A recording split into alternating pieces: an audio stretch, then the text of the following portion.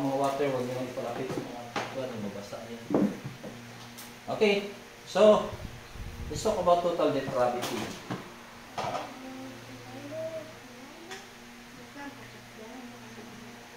So, total depravity emphasize the devastating impact of sin on the person and covers three related concepts. Okay, number one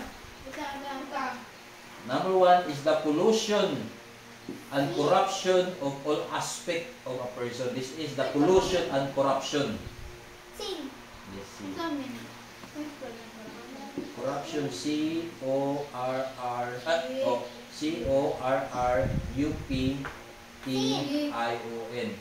O-R-R-P-U-T-I-O-N. Corruption. And pollution. Ha? Sabi mo, the pollution and corruption. Of all aspects of a person. All aspects of a person. So, ibig sabihin dito, that lahat ng tao is corrupted. No? We are sin against God. So, we are not accepted by God because of our sin. Okay? Sabi mo to. Number two, the complete inability. Ha? Inability. I-N-A-B-I. The complete inability. The complete ability. Yes. Ha? The complete inability.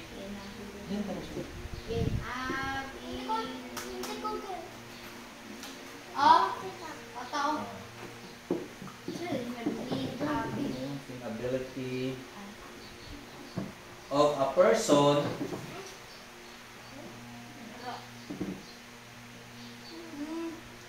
to please God. Okay?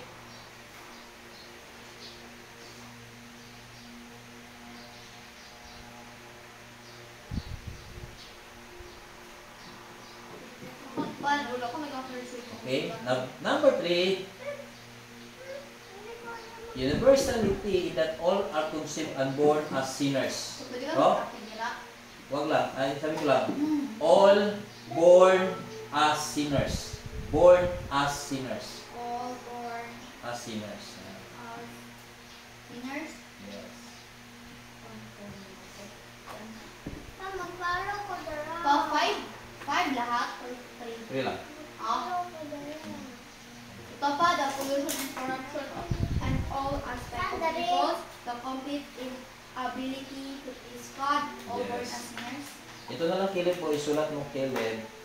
Kasi ito yung pa natin mamaya. Ito yung topic si Titus.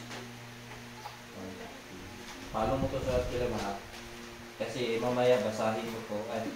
Pila, baka doon yun sa movie app niya.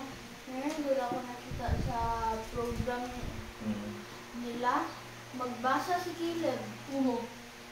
Magbasa siya no. Basta ba? Wala. Narinig ko boses niya. Wow, kaya. Tapuan ka na. Oh, Caleb.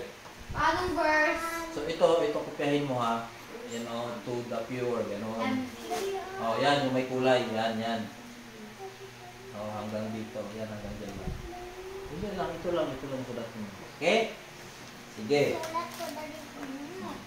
Let's go. What verse?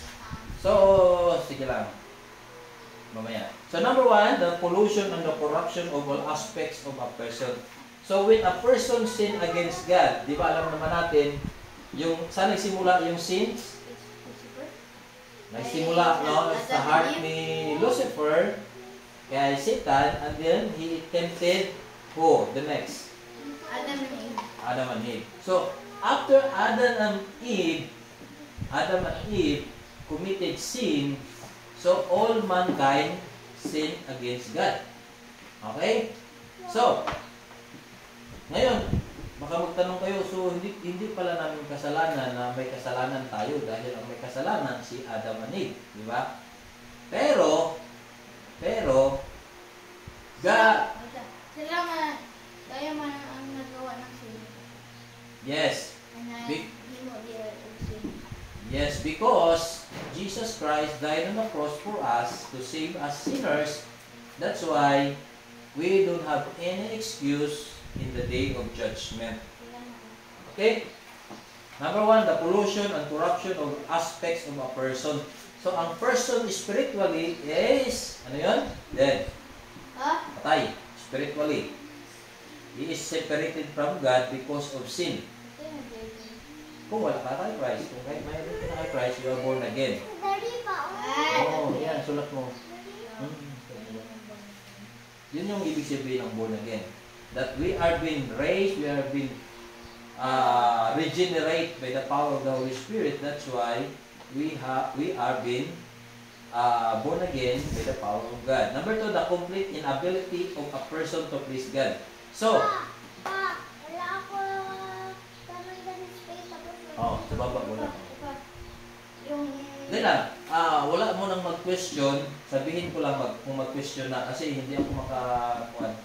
Wala mo nang mag-question. So, after 15 minutes ko na discussion, isulat nyo muna yung question nyo tapos then kayo mag-question. Ha? Para makapatuloy tayo. Okay, the complete inability of a person to please God. Ibig sabihin, ang person, no, even though he can please other person, sa kung gagawa ko ng mabuti para ma-please ko si mama, pwede mo ma-please ang mama o papa, no? Si mami, si papa. Pero, you cannot please God. Ha? Please yung parang mo pasaya. Pleasing. To please God. Okay?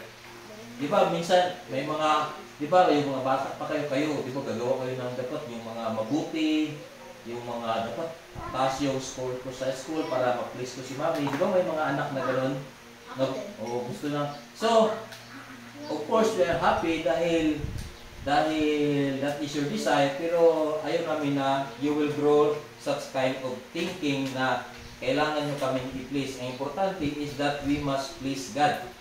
Okay? Hindi ibig sabihin gagawa tayo ng mabuti, we please God. Hindi ganyan si Lord. Okay? Maintindihan natin mamaya. Bakit we cannot please God when we are in sinning? Number 3, universality. Universe, ibig sabihin that we are all conceived and born as sinners. Okay? Yun siya. So, that is our state. Yung sitwasyon natin of unredeemed, yung hindi naligtas ng mga tao. Okay? The moment that we are not receiving or believing Christ as our Lord and Savior. All of whom are both unable and willing to glorify God. So, we don't have ability to please and glorify God. Because if a person is living in sin, it will not please God. So, okay, let's continue. Total depravity does not mean that an unsaved people always act as badly as possible. Hindi ibig sabihin, yung taong total depravity, yung taong makasalanan ay hindi na siya makagawa ng mabuti. Still, makagawa pa rin siya ng mabuti. He can do the act of goodness. Yeah? Also, unbelievers can do good things for society, their friends, and their family. Okay? Ang taong total depravity, ibig sabihin, is that totally spiritually separated from God. Still, that person can do good things to their friends, their family, the society. They can stop a fight, give charity, or perform life-saving surgery. Alam nyo ba, sa mundong ito, yung nagbigay ng mga charity is sometimes yung mga unbeliever. Minsan nga, mga criminal, mga drug addict, they will give money to charity. Yeah. Okay? But still, they are not saved. They are not been believing Christ as the Lord and Savior. Nakita niyo yung parade sa Brazil, last time pinakita ko sa inyo. So, those people, they are enjoying, napasaya nila yung mga tao. But the question is, napasaya ba nila si Lord? Hindi. Kasi they celebrated evil things. Ganon ang ibig kong sabihin. Even though you do good things na mapasaya yung ibang tao, but in the front of God, we cannot please Him because we do evil things. Okay. Question. Ako. Ah. What if nung Paris sa Brazil, meron nagsali na Christian tapos nag-enjoy siya? It means hindi na siya na-save. So, okay. If he is really a Christian, hindi talaga siya mag-join. Because, If really talaga na Christian tapos na-attract siya. so, example, siyempre may mga sitwasyon that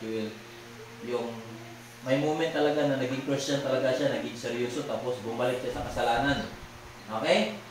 So, kung totoo talaga siyang Christian, at nandoon siya, nagparade, ang mangyayari doon is that the Lord will discipline him. Either, I don't know anong disiplina ni Lord sa kanya, but the Lord will discipline him kasi nga, hindi yun siya in line sa will ni Lord sa kanya. Okay? So, yun siya. But, kasi kung hindi siya makinig, then the Lord will discipline more. Pansin yung anak na sabi ko, Caleb, gumawa siya ng kasalanan. Caleb, huwag mo ulitin yan. Inulit niya, pinalo ko, di ba? Nag-iyak siya. Next time, inulit niya ulit. Caleb, inulit niya ulit ang kasalanan. At what do you think, anong gawin ko? Paluin siya ulit ng mas malakas. Pag next time ayaw pa rin, anong gawin ko? Paluin ko pa rin siya ng mas malakas pa. So, ganun yun siya yung disiplina ng Panginoon. If he is already born again. Pero kung nag-enjoy pa rin siya ng kasalanan, so, a person kasi na who is born again, hindi talaga yan siya mag-enjoy sa kasalanan. Hindi talaga yan siya sasali. Maybe, feeling niya lang na born again siya, pero kung nagawa naman yung kasalanan na yan, mag-join siya, tapos dapat, ang natural life kasi ng isang Christian, pag nagkasala siya, he will ask forgiveness because there is like mawawala yung joy niya in serving the Lord. Naintindihan niyo? Okay, let's continue. So, ikaw, Ate Zab, Matthew 7:11. So, because ang tao, still makagawa siya ng goodness. Even Jesus see these things in Matthew 7:11 that even though a person who are evil, how still they know how to give good gift to their children. Sige sa, pasahin mo, Matthew 7:11. Matthew 7:11. If you then who are evil know how to give good gifts to your children, how much more will you give your Father who is in heaven? Give good things to those who ask you. Amen. Sabi dyan, kahit you are evil. Ulitin mo sabi yung pinaka-first. If you then who are evil. If you then you are evil, evil person, then sige sabi. If you then who are evil know how to give good gifts to your children. Okay. Even though you are an evil father, kasi children, di ba sinabi dyan? Still, you can give good gift to your children. Ibig sabihin, an evil person still can do good things. Naintindihan mo sa Prezi? Caleb? An evil person still can do good things to their children. How much more is a good God? Okay, how much more si God? So, ang context nito, ang ibig sabihin nito, kung ang isang tao ay napakasama, still he can do good things. So, but he cannot please God. Okay? So, concerning this first feature, sin is total or pervasive in all that the components of a person are polluted by sin. Just smoke from pipe permeates everything in a room. The whole person is corrupted by sin. Di ba dito, pag mag-usok, pag magluto si mami, pag mag-usok ba dito lang na area mag-usok o kasali din dyan o sa unahan? So, whole. Di ba? So, ibig sabihin pala, pero sa mga cartoon. hindi na siya kasi close na siya. Okay? Ibig sabihin, when you are in ito lang na room, ibig sabihin, ang whole person, because of sin, he is totally polluted also. Intindihan niyo? When a person sin from Adam, he is polluted all his being. Okay? Just like a fire that is in everything in a room, the whole person also is corrupted by sin. No part of man escapes. So wala, lahat talaga is under the power of sin. Oh, this includes both material and immaterial aspects of a person, body, and soul. Okay, your body, that's why people use their body as an instrument to sin against. They use it to steal. Diba? They use it to kill. Okay? They use it to destroy other people. We use it for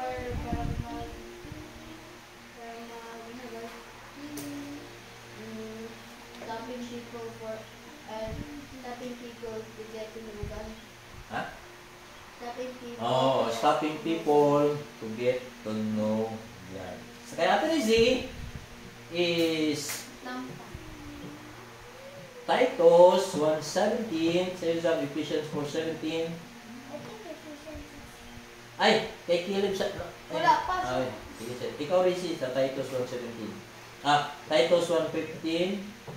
Sige man, Titus 1:15. Sige, ikaw rin, Titus 1:15. Si, ikaw rin sa Ephesians 4:17. Si Teresi. Hindi. Ano ganyan verse mo? Titus 1:17. Jeremiah 17:19 sa Tizar. Ano pa? Ikaw, Ephesians 4:17. Just say yes, just say amen if you already found.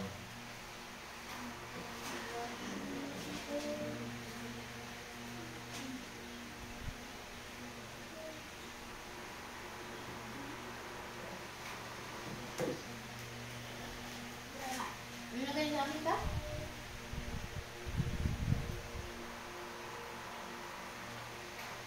Sa'yo is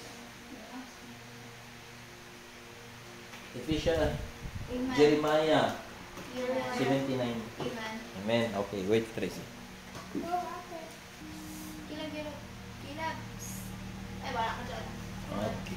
Jeremiah 17:9. Okay? 9. Nasa akin pa Ephesians 4:17. So, Okay, Ate Tracy, please read. Ephesians chapter 4, verse 17.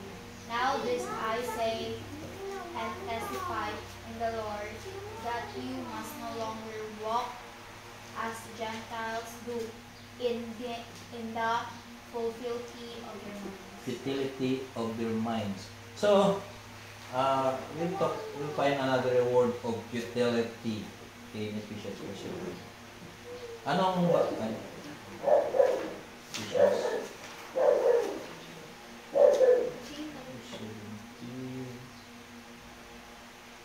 Ephesians 4:17. Futility means Ano yung kilab pa? uh, Comment siya tapos, ano ba? Titus 1:15. Futility means yung parang darken na mind. Yung parang sinful mind, yun. Yun yung ibig sabihin. That we will not walk with our sinful mind or unrighteousness mind or futile, Kaya ba? unholy mind. Means sinful mind. Okay? Titus 1:15, pakibasa. Ha? Titus 1:15. Wala pa si Kileb. Sige, ako na lang magbasa. Sige, Kaleb, ikaw lang pasulat ko din. Ito na lang, Papa. Kaya ko magbasa sa Bible. Mamaya na lang. To the pure and all things are pure, but those who are defiled and unbelieving, nothing is pure, but even their mind and conscience are defiled. So, defiled is the one that is dirty-minded, parang, ay, ganun pa rin. Yung you always love the sin. Makasalanang pag-iisip. Defiled. Sa'yo, Ate Rizzy, ano yung verse mo? Tapos yun na, di ba? Jeremiah 17:19. 19? Sorry, Jeremiah 79. Dan, una. Yes. Jeremiah 17:9. The heart is deceitful above all things, and desperately sick. Who can understand it? Amen. So sinasabi dito, the heart is deceitful above all things and desperately sick. Who can understand it? Ibig sabihin, sinasabi dito, a heart without Christ is deceiving. No? Our heart without Jesus is a deceiving. Ibig sabihin that lulukuhin tayo ng ating heart because our heart, we will not aware, mapansin mo yung heart mo, di ba, yung feeling sometimes mo na parang sad ka, di ba, parang hungry ka, happy ka, tapos tomorrow, in love ka, happiness. This is the reason, kaya makinig kayo, Ate Risa at Ate Caleb, that's why yung mga reason ito, yung mga babae at lalaki, they will in love each other. Magpakasal kaagad sila kasi nga they are in love, they are excited, okay? Because they think, Pero bata pa. because they are not matured yet, but still akala nila yung love na yon is true. But hindi nila alam, they are being deceived. Deceived, ibig sabihin, they are being naluko sila ng heart nila kasi sinasabi ng Jeremiah 79 that the heart is desperately sick. Ibig sabihin, because of our sin, we are being totally polluted by it. Okay? Because of sin, we cannot decide the right things if God is not with us. Sinasabi sa Psalm 119 verse 9. Ito. Very good. Wait lang, Caleb. Basahin mo. Basahin ko muna ang verse 19, verse 9. Diba dito sinasabi na yung heart daw ng isang tao ay deceiving, maluluko ka. Pero sinasabi dito sa Psalm 119, paano ba tayo mamumuhay ng malinis, pleasing kay Lord? In Psalm 119 verse 9, how can a young man cleanse his way? Paano ba ang isang tao, young man o woman, ang kanyang mga gawain, ang kanyang mga paraan, ang kanyang pamumuhay ay magiging malinis, pure, sa harapan ng Panginoon. Okay? By taking heed according to your word. Ibig sabihin, by taking heed, ibig sabihin, by giving your focus, giving your attention, by giving your yung 100% na focus kay Lord sa word niya. Di ba pag magturo yung teacher, kailangan di ba mag-watch kayo kay teacher? Paano kung ang teacher nyo gaturo tapos hindi ka ganyan-ganyan, nag-usap-usap sa iba? Ano sabihin ng teacher? Be quiet. Be quiet. Anong ginagawa niya? Anong ginagawa dyan? Di ba? Ginapa-quiet ka tapos after ginapa-quiet, anong sabihin niya? Listen. And obey and watch me. Okay? Yun yung ibig sabihin ng attention. In Tagalog way. In Tagalog way. In Tagalog, ayan. So, ganon din ang Word of God. We must be focused and give attention to the Word of God. Kaya ginaturuan ko kayong tatlo because walang ibang magtuturo, ang walang ibang may responsibility sa pagtuturo sa inyong tatlo, sa aking pamilya, is only, ang most priority talaga is sa mama and papa. Hindi namin ibigay yung responsibility sa ibang tao na sabihin, sige lang, sa church lang kayo, mag-church lang kayo para turuan kayo doon ng good attitude. No! Hindi. Kami ang 100% ang magtuturo sa inyo, priority namin. Ang magturo sa inyo ng Word of God. That's why sabi ng Psalm 119, by taking heed according to your word, then a person, a young man, a woman, a young woman, an old man will walk the way of the Lord. You will walk cleansed. Cleansed means pure, right, good. Yan, ibig sabihin. So, next. So, the body decays and is headed for physical death. Sino nakapunta dito sa sementeryo? Di ba nagsali tayo last time sa Nakita ko yung first mo. yung sa paglibing sa yung kay Lola ganyan yung sa Wala mo. Oo. Yun ang tinatawag na physical death. Yun yung evidence that we are being sinned against God. Okay? Physical death. Along the way, Papa, si Caleb. okay, 5 minutes ang question. Pusin mo muna. Okay. So, along the way, okay, after the body function is an instrument for evil activity. So, the physical because we are under sin, because this body is being cursed, because of sin, this physical body will be die. But the spiritual part of a man is fully corrupt without Christ. This includes man's thinking, no? Ano ba yung mga naapektuhan ng kasalanan ng isang tao? Okay? Ano ba? Sa'yo, according sa'yo, Ate Terezi. Ano yung kasalanan? Oo, ano ba yung naapektuhan? Ang thinking ng isang tao, this includes thinking. Away, murder. No, that is only the result. That includes, ang napektuhan niya is ang reasoning ng isang tao. Napansin mo yung reasoning ng isang tao? Yung mag-reason na mali. Then, the desires. Mali yung mga desire, evil desires. Gusto magawa ng kasalanan. Yan, yung mga decisions. Yung mga thinking. Mali yung mga desire. Kaya ang mga babae, magkasala. Lalaki't lalaki.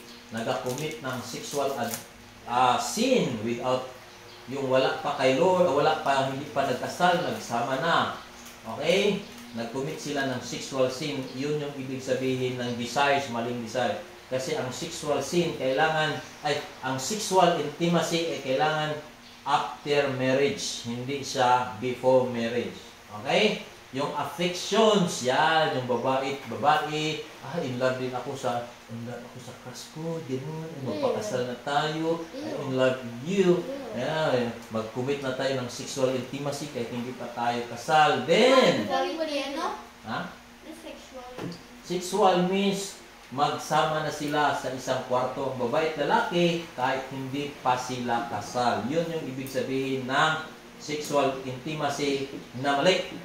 Kasi ang sexual intimacy is designed by God after the marriage, hindi before. Okay? Yun yung affection. Yung babae, lalaki magpakasal. That is demonic. That is not good. So, Hindi ba yung biblical? hindi yan biblical. To the defiled and unbelieving, nothing is pure. Sa lahat ng mga makasalanan, nothing is pure. Walang purity doon. Okay? Malapit na matapos. That's true. Okay? Di ba question na? Sige, question mo. Di ba mag-Christian, pwede sila mag-commit ng sin basta mag-forgive lang sila. Okay. Hindi like yung mga nagkakarit, yung murder, gano'n. Parang sinadya lang good na sin. Okay. So, tandaan natin na tayo as Christian, hindi pa tayo nag-glorified. Ibig sabihin, Okay? the second coming of Christ, hindi pa tayo sa langit. Kaya as long as nandito pa tayo sa lupa, our flesh, itong laman na to, like to commit sin, like gusto pa rin magbastos, gusto pa rin mag-bad words, gusto pa rin magawa ng kasalanan, gusto pa rin magnakaw. But the good thing is that because of the Holy Spirit, we are being convicted by sin. Okay? So, before kasi kung wala pa tayo kay Christ, tayo yung gustong mangaway. Gusto nating awayin. Dati, si Papa yung wala pa ko kay Christ, this is real example. Ako yung nagapunta sa mga pista dahil nagainom kami. Hinoon? Oo. Bata ka pa? Oo, yung mga ako, high 3 school, years old? college. Yung hindi pa ako na born again. If you're born home, Patay si Papa. Ha? Patay. Patay pa ako noon kasi wala pa ako kay Christ. Ayun, malakas ako mag-inom. Kay Mamang Adin, sige kami inom sa bahay pag after ko ng... Hindi wine, beer. Kami ni Mamang Adin, nagabili ako ng Red Horse. Kasi nag-work ako doon din, nag-work ako. Tapos pag pista doon, punta kami, inom kami, shot kami doon, galasing ko. Oh, hindi na ako naman. Ano ginagawa mo pag lasing ka? Nagatawa ko, hindi ako tawa. So, kasi hindi ko alam noon na yun pala is sin. Akala ko, okay lang kasi Hindi ako makikinig. nag-i-enjoy ako. Hindi ko kilala si God. Kilala ko lang si God pag Sunday. Hindi pala. Tapos nag-church kami. Tapos akala ko, pag maka-church ako sa Sunday, okay na yun. Happy na si Lord doon. Happy na rin ako. Tapos sa Monday na naman, magawa naman ako ng kasalanan. So every Sunday, ginagawa ko si Lord ng washing machine. Parang ginalabahan ko yung sarili ko. Akala ko, okay na yun, malinis na ako. Kasi nag-pray ko na ako. Tapos nagkakain ako yung communion. Lord, forgive me. Ayun. So, yun. I think, tama yun. So, tama yung ginagawa ko. Pero mali pala yun.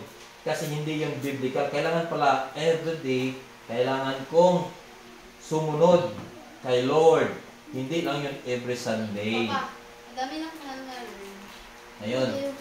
So, ngayon, dahil nga we are being saved by Christ because of the cross, by believing in Him, we are being redeemed. We are being born again. We are being saved by grace, not by our works, but our salvation will follow good works because that is the evidence that we are being saved. Okay? Let's continue. Kunti na lang. They are darkened in their understanding, alienated from the life of God because of the ignorance that is in them due to the hardness of their heart. Kaya mga anak, be careful kayo na paglaki nyo, hindi kayo makakasama, hindi kayo magkaroon ng mga kaibigan that their heart is hardened. Pagsakit sa ano na kayo? Ano yan? Cross na yan. Ay, oo. Kita ko yan, mga red cross. That they are been, hindi kayo magkaroon ng mga husband o wife that their heart is hardened by the hardness of their heart. Hindi kayo magkaroon ng mga friends that their heart is hardness. Walang pagmamahal kay Lord.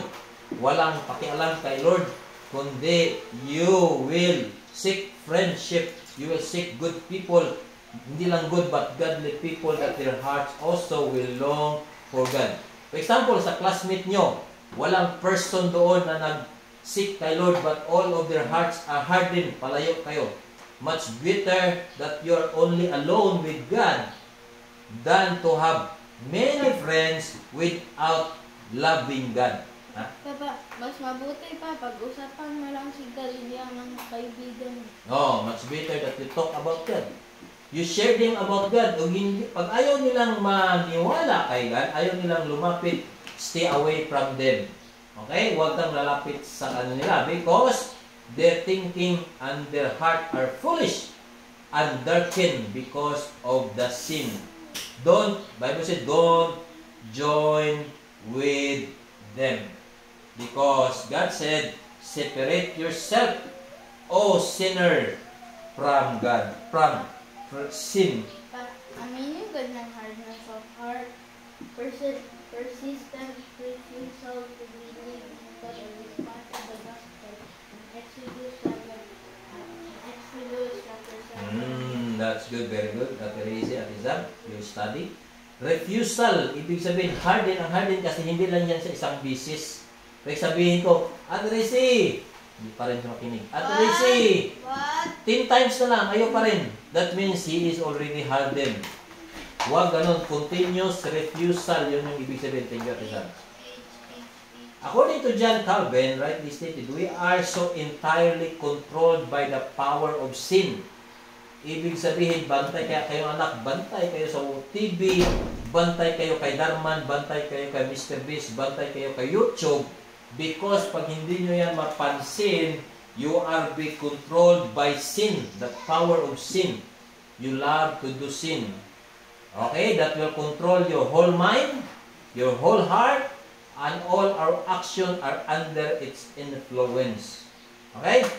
If you are under of sin, we are be controlled by whole mind, yung whole heart natin, yung whole actions will be under its influence. You will be controlled. Nakakita kayo yung puppet? Yeah. Yung puppet na ginakontrol ng hand? Yeah. Ganun tayo na.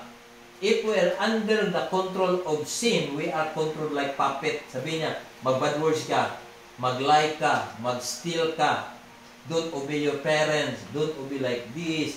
Because that sin is in the heart of a human person that is totally depraved.